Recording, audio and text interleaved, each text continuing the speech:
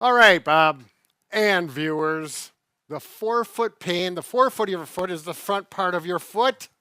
And that typically is a majority of foot pain. And the, Sure. and the majority of forefoot pain is typically from metatarsalgia or Morton's neuroma. There are other ones, and we'll, Those are separate things. but oftentimes treated similarly. Oh, sure. So hold on if you got forefoot pain. You'll probably have some good hints from this video. But we've got 9.3 seconds to wait, and we'll get right at it. Bob and Brad, the two most famous physical therapists on the internet. All right, location of these pains specifically, let's get at it. Now, I sacrificed my foot and And it happens that you have Morton's yes, so let's look at this. The blue is the side that you have metatarsalgia on, is on the big toe side. And then what do we got? The pink or the reddish Right. splotch is Morton's neuroma. I do have Morton's neuroma. It is on this foot, and I've been dealing with it lately. Often between the third and fourth toe. Yes, Right? yep, right there. Typically, right. You'll know it. It's that fourth toe right there, and it's below that, and it really Yeah, hurts. it fires up. Absolutely. So if we take a look at the bones, we do have a model of a foot here. We're going to look this bone, that third or that fourth toe. It's down in this joint right here or below it. There's a nerve bundle in there that actually gets inflamed, and it's one of those pains that really hurts, but it really doesn't cause any physical damage. You just can't walk on it. It hurts. It's no fun. It feels like a rock is in your shoe, Well, right? I even describe it when it was really bad as if you took a pair of pliers and you pinched around there and someone squeezed really hard. Gotcha. And you want to get that pressure off there, and we'll show you a few ways to do it. Then up in the great toe, the big toe, and just below that is typically the other location where a lot of forefoot pain is there. And luckily, like I mentioned, the remedies or the home remedies solutions are both similar. Good. All right, Bob. Causes of the pain. We've talked about this before, and not everyone, but people should be aware of this. Right. And Very it's common. the shoes are too tight Right. in the toe box. In other words, where your toes are needs The to be. vast majority of shoes. Look at this shoe. They come to a point. They're wide enough back here, but they come to a point, and the toes get all squished in.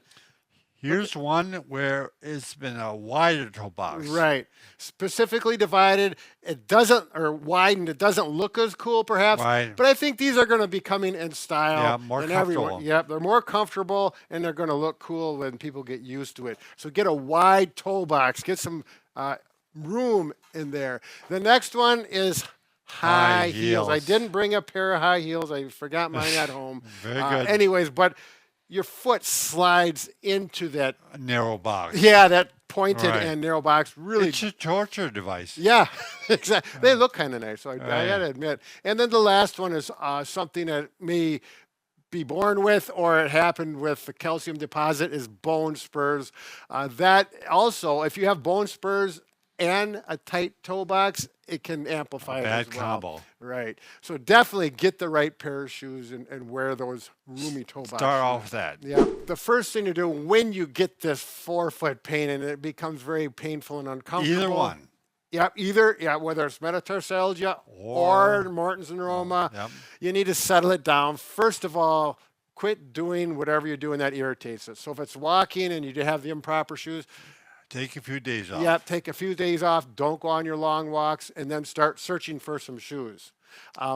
You can also use a cold pack. Cold pack. Oh, Right. I put cold pack on mine, or just walking on a cold tile floor really feels good when normally people don't like that.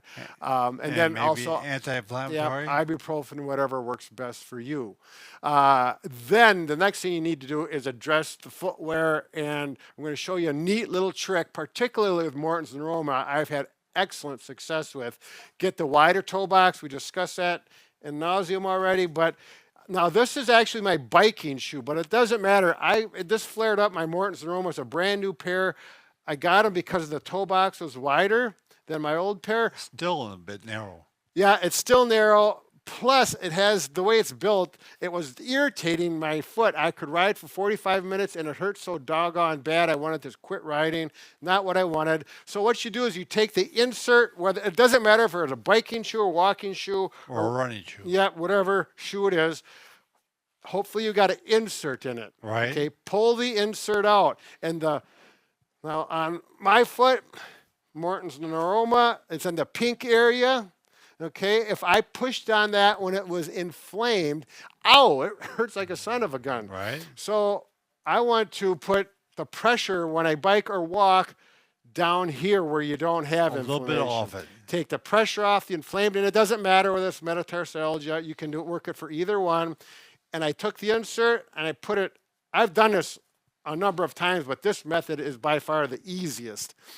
Put it there. I'm pushing right there. Actually, I can feel a little tenderness right there. Not bad at all. But I know that's the spot. So I'm not going to put, well, this is what I did. I went to the store and I get these little felt pads. That's a great idea. They're made for putting under your Under chairs furniture. or furniture so they don't scratch your floor. Sliders. Yep, they're just felt and they have a sticky side.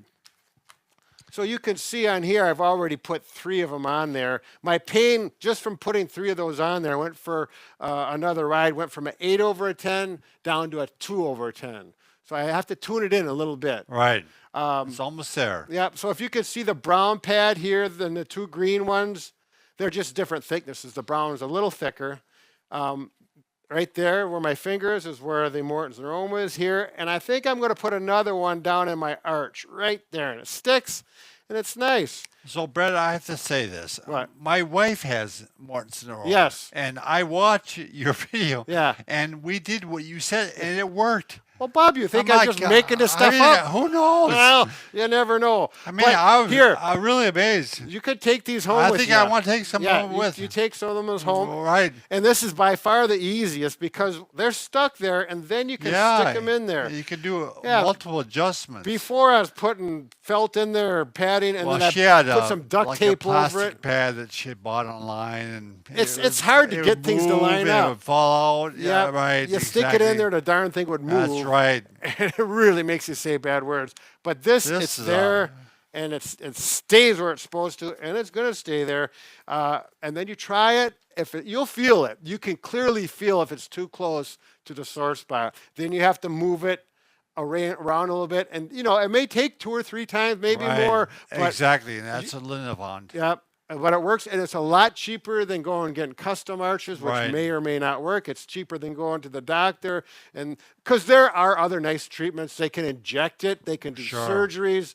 The fact is, it should work. Yeah. I mean, it should feel better. If it doesn't, it's not working for Right. you. And it's very, very simple, very Right. cheap. I bought these at the dollars for $1. It's $1. $1.25. Yeah, it's $1.25 store now. Right. So it's $1.25 plus tax. Anyways, and if they don't work on your foot, you can use them on your furniture. Well done, Brad. So again, you must get the shoes, get your pads in there, and then make sure you stretch your calf. Oh yes. That's a basic one. The wall. I'm doing the stool stretch. Can you see that back there, Mike?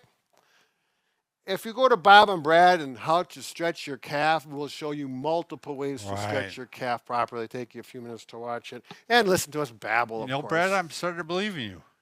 Oh, Bob, after how many years now? Yeah. And hopefully the viewers are too. This is really an option that good- works well. good option, Yes. right. So be careful with those feet. Remember what they said, Captain Dan, in Forrest Gump. Yeah. Take care of your feet. You got to take care of your feet.